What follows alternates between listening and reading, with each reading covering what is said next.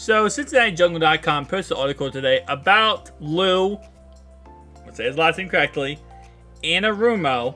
Tell me down below if I butchered that. You guys always give me the, straight up how to say people's names in the comment sections down below. I appreciate it. I butcher a lot of his names. But anyway, they talked about how his loyalty has been rewarded. And let's be honest, it definitely has been. Now, he did try to go to Arizona and become the head coach this offseason, which again, nothing against him for that at all. If he did get the job, I would have fully supported him and being 100% the biggest fan of Arizona.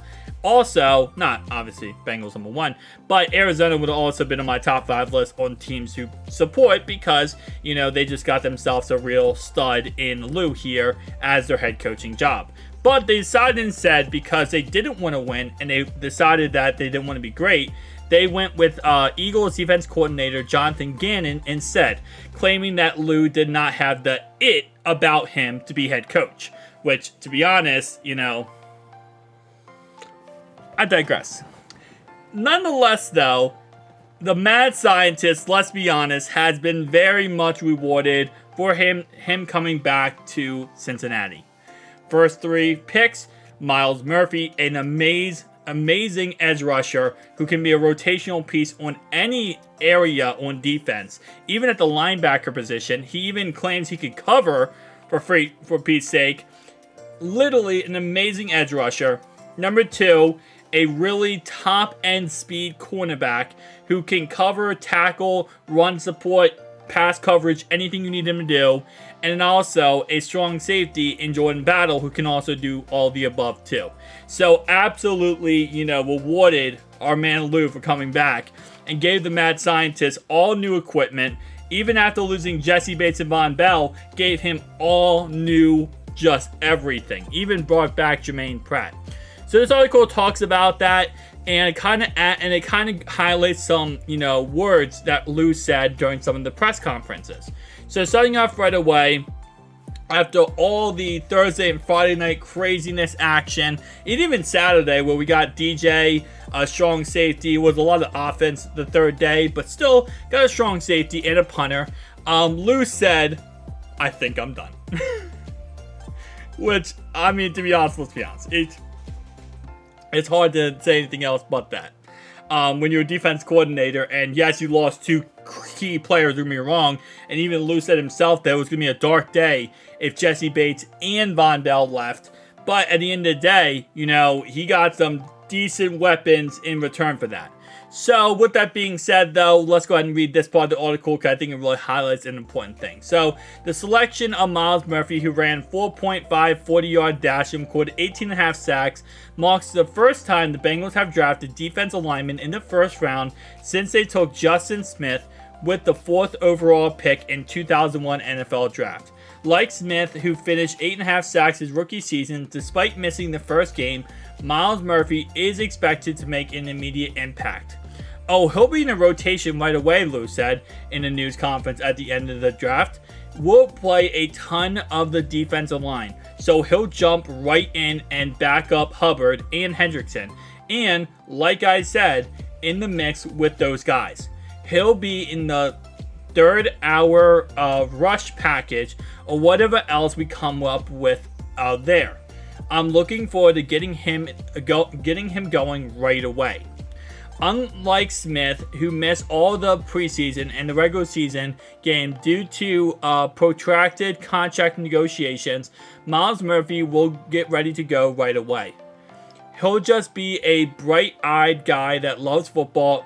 He's just a bright-eyed guy that loves football and comes across very mature for a young guy, Lou said.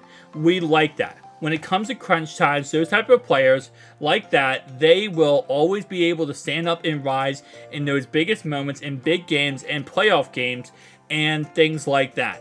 His maturity stood out for sure to me right away." If speed was one of the factors selection of Murphy, it was even a bigger factor when the Bengals called Turner's name. The former Michigan speedster clocked at a 4.26 40-yard at the NFL Combine and has hand-timed as fast as 4.22. When you look around the league and the weapons that so many teams have on offense and the speed that people have, you got to try and match it somehow, said Lou. The more fast guys that we can get is certainly going to give us an advantage. We're going to have to chase quarterbacks, and that means you're going to have to cover a little longer. The faster we are, I think the better chance we have of getting off the field. Absolutely. Battle may not have the same kind of blazing speed, but he does have a championship pedigree Cincinnati covets. Battle was a member of the Alabama 2021 National Championship team and was elected the captain of the 2022 season. It's hard to miss on guys like that, said Coach Zach Taylor, when you can set the table with their character and their playing experience at a high level in the SEC and all the big games he's played in. He's just a guy we're excited for. And we're excited he was still here in the third round, and we're excited to add him into the mix. For Lou, this is where the work begins. See you soon, he quipped as he walked from the podium.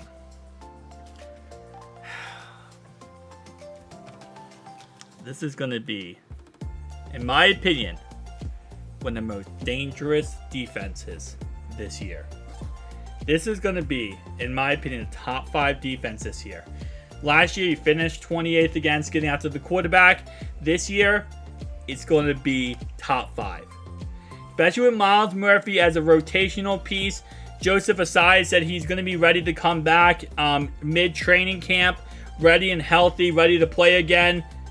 Guys, this is going to be one scary defense to go against. And I'm going to tell you right now, you're not going to want to miss this year. This year is going to be a good year. This is going to be a Super Bowl year. 1,000% this is going to be a Super Bowl year. And every time I talk about this team, every time I talk about all these pieces, all this direction are going in this area, it just speaks to more and more of how this year is going to be a Super Bowl year. Especially with, again, keep in mind, there is still a second wave of free agency they're going to hit, and they're going to add even more pieces. Now, again, keep this in mind that they might add pieces in the second wave of free agency that simply do not make the team. They simply won't make the team. There's a lot of players that won't make the team that we're looking at right now in the depth chart, right? It is what it is. There's going to be pieces who come out of nowhere and we don't expect to make the team, and they do make the team, right? That's the beautiful thing about football is not everyone who's going to make the team is, currently on the roster. There are players who are going to be on the team next year who aren't on the roster at this moment in time. But with that being said, guys, tell me down below your thoughts and opinions. It's going to be a dangerous defense, and it's going to be as Lou said, it's going to be a dark day if Von Bell and Jesse Bates left. But guess what? The clouds moved out. The clouds went away, and the sun is always shining.